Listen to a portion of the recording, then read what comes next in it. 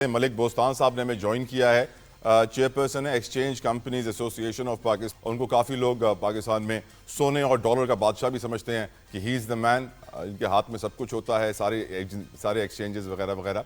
मलिक साहब अस्सलाम वालेकुम, बहुत शुक्रिया सर आपके वक्त के लिए। ईद के बाद मिल रहे हैं, आपको ईद मुबारक कहना चाहूँगा बिलेटेड। मलिक साहब बजट आ गया है, आपको ये बजट कुछ वैसा ही लग रहा है जैसे पिछले साल था? टैक्सों का टारगेट बढ़ाया गया है, सेल्स टैक्स लगाया जा रहा है, तनख्वाहदार को रिलीफ दिया जा रहा है, लेकिन वो एक ज़माना होता था मलिक साहब जब रोज़ हम डॉलर को देखते थे, डॉलर के अंदर इन्वेस्टमेंट्स होती थी, शॉर्ट सेलिंग्स होती थी, लोग कमाते थे। आजकल तो हमने देखा कि इस हुकूमत के दौर में डॉलर को तो बेड़ियां सी लग गई हैं, कंट्रोल्ड है। कुछ लोग कहते हैं डॉलर 250 रुपए पे होना चाहिए लेकिन कंट्रोल्ड है, इसलिए ओवर वैल्यूड है। अब सोने की भी हम देखते हैं कीमतें बढ़ ही रही हैं हमेशा की तरह, लग रहा है आने वाले वक्त भी बढ़ती रहेंगी। इस बजट को देखते हुए आपकी नज़र में डॉलर और सोना आने वाले वक्त में कैसा रहेगा सर? देखो जी, हमारा डॉलर को ब्रेकें लगाई गई हैं, कैप लगाया गया है। 2 साल पहले यही डॉलर लोग 400-500 की बातें कर रहे थे। और उसके बाद मैं समझता हूँ फील्ड मार्शल आसिम मुनीर साहब आए, मैं उनको खराज तहसीन पेश करता हूँ। उन्होंने क्रीज से बाहर निकले, स्टेक होल्डर से मिले और स्मगलिंग को बंद किया। ईरान अफगानिस्तान 30-40 डॉलर डेली जा रहा था।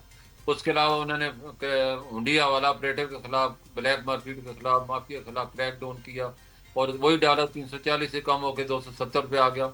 और उसके साथ ये स्टेट बैंक ने इंटर बैंक मार्केट से, आपको पता है, 9 अरब डॉलर पिछले 2 साल में खरीद के इसको ब्रेकें लगा दी, वरना डॉलर 250 का 200 से भी नीचे चला जाता।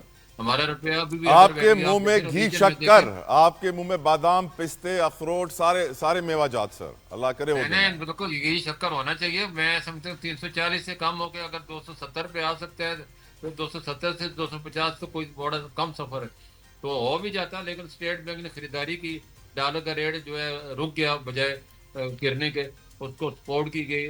स्टैंडिंग कमेटी सेनेट में उन्होंने जो बयान दिया है गवर्नर स्टेट बैंक ने कि 9 अरब डॉलर हमने गुज़श्ता 2 साल में खरीदे इंटर बैंक वैसे ये मार्केट से। खरीदारी का तो अमल एक्सचेंज कंपनियों के लिए तो काफी मुनाफा बख्श रहा सर, रिवॉर्ड सिस्टम भी अच्छा था, तो इसलिए गुजरा साल तो आप लोग के लिए बहुत मुनाफा बख्श रहा है, आने वाला साल भी उतना ही मुनाफा बख्श रहेगा सर?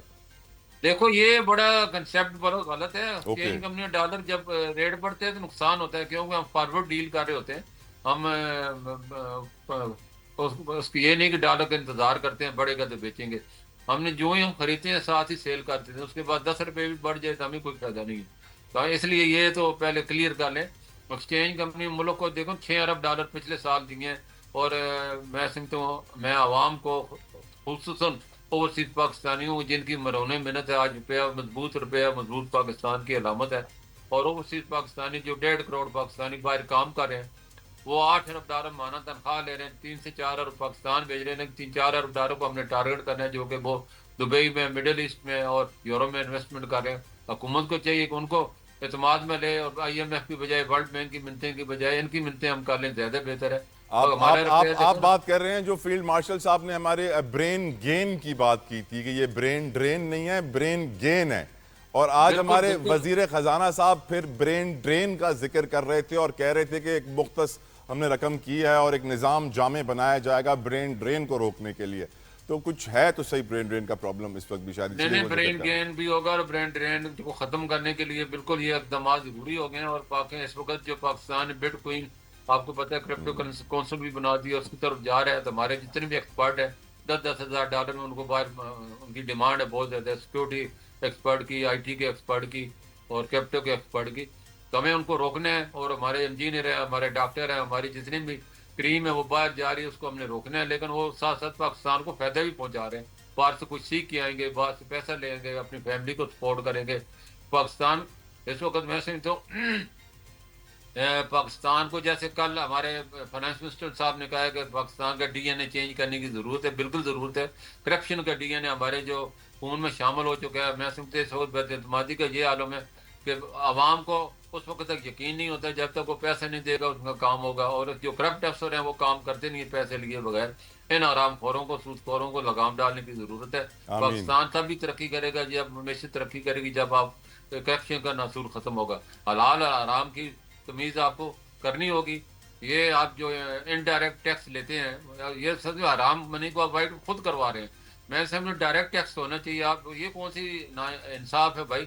جو $3 کما رہا ہے وہ بھی 18% دے رہا ہے, اور جو کروڑوں روپیہ کما رہا ہے وہ بھی 18% سیل ٹیکس آ رہا ہے. تو یہ ناانصافی آپ کو ختم کرنی ہے, اور آپ کو تب بھی آپ ترقی کریں گے جب آپ ڈائریکٹ ان لوگوں پہ ہاتھ ڈالیں گے جو پیسہ کما رہے ہیں لیکن دے کچھ نہیں رہے. تو ان کو گربانوں میں پکڑنے کی ضرورت ہے, ان کو نچوڑنے کی ضرورت ہے. عام خوبصورت آدمی بات کی آپ نے, دیکھو, بہت خوبصورت ورلڈ بات بینک کی نے ہے. دیکھو نا کہا ہے کہ آپ کو $3 روز کمانے والوں کی تعداد 4% سے 16% انتہائی غربت ہے, جو کہ ایک وقت کی روٹی کو محتاج ہے. 4 سے 5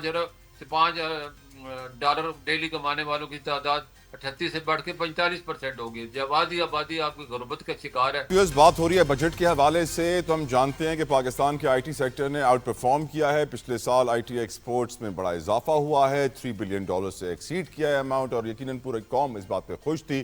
اور آئی ٹی سیکٹر کے حوالے سے جو کچھ باتیں آج وزیر خزانہ نے کہی ہیں کہ retail sector, wholesale sector e commerce سے پریشان ہیں, ہم ای کامرس کے اوپر سیلز ٹیکس 18% لے کے جا رہے ہیں ان کے خدشات دور کرنے کے لیے. یہ میری نظر میں کہ آئی ٹی سیکٹر کے لیے ویلیو ایڈیشن میں دوسری ریلیف ہونی چاہیے تھی ان کی آؤٹ پرفارمنگ ایکسپورٹس کی وجہ سے.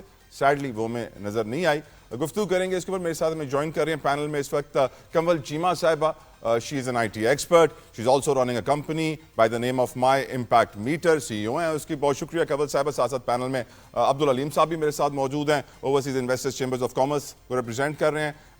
کنول صاحبہ, آپ کی نظر میں یہ جو بات ہمارے آج وزیر خزانہ صاحب ای کامرس کے حوالے سے ریپیٹ کی انہوں نے 1-2 مرتبہ کہ ہمارے ریٹیلرز, ہول سیلر, مارکیٹس پر بڑا امپیکٹ پڑ رہا ہے, نقصان ہو رہا ہے ای کامرس کی وجہ سے, ہم ای کامرس کے اوپر سیلز ٹیکس کو 18% کر رہے ہیں, ان کی ٹیکس فائلنگ میں سختی لے کر آئیں گے, نظام بنائیں گے تاکہ کوئی ٹیکس چوری نہ کر سکے, ان کی کمپلینٹس آ رہی.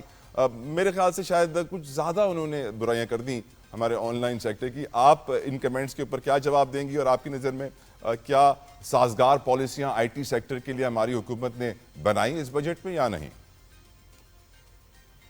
دیکھیں, دنیا ایک طرف چل رہی ہے اور اگر ہم وہ سوان کی طرح ہے نا, جو وہ آسٹرچ ہوتی ہے اپنا منہ چھپا لیتی ہے اور حقیقت سے جو ہے وہ ناشنا ہو جاتی ہے, اس سے حقیقت بدل تو نہیں جاتی. حقیقت یہ ہے کہ دنیا اس وقت انسٹنٹ گریٹیفیکیشن, فرکشن لیس ایکسپیرینسز کی طرف جا رہی ہے, جہاں پہ لوگ, ہیومینٹی اوور آل ایز کی طرف موو ہو رہی ہے. اور ایز جو ہے پوری دنیا میں, اب دیکھیں امیزون نے بہت ساری جگہوں پہ جا کے, بڑے بڑے ملکوں میں جا کے ریٹیلرز کو بالکل وائپ آؤٹ کر دیا. اب یہ ایک فیکٹ ہے, ٹھیک ہے, اور اس میں اگر پاکستان جو ہے وہ اس کو ایکسیپٹ نہیں کرے گا اور اس کو انکریج نہیں کرے گا تو ہم دنیا سے پیچھے رہ جائیں گے. پاکستان کے اندر تو ہم شاید کچھ لابیز کو خوش کر لیں, کچھ پارلیمنٹیرینز کو, جن کے جو بڑے بڑے ریٹیلرز ہیں جو پیسہ لگا رہے ہیں, جن کے پاس اس وقت پیسہ ہے, مگر دے آر, جہاں پہ دنیا جا رہی ہے, they are a dying breed. ان کو ہم خوش کرنے کے لیے اپنی اس گروتھ کو جو ہم دیکھ رہے ہیں, اب دیکھیں یہ جو آپ نے آئی ٹی سیکٹر کی گروتھ بتائی $3.1 billion, this is despite the fact کہ پچھلے سال انٹرنیٹ کی بہت سخت بندش تھی, پچھلے سال بہت سارے مسئلے تھے, پچھلے سال ریمیٹنسز نہ باہر بھیجنے کی وجہ سے اور بہت سارے اس طرح کے ایشوز کی وجہ سے بہت ساری آئی ٹی انکم جو ہے وہ باہر دبئی کے بینکس میں اور باہر ہی رک جاتی تھی. جو پاکستان آتی رہی ہے وہ صرف وہ انکم آتی رہی ہے جو کہ ضرورت تھی, یا کاسٹ سٹرکچر, بجلی کا بل دینے کے لیے, امپلائیز کی سیلریز دینے کے لیے, یہ وہ والی انکم آتی رہی ہے.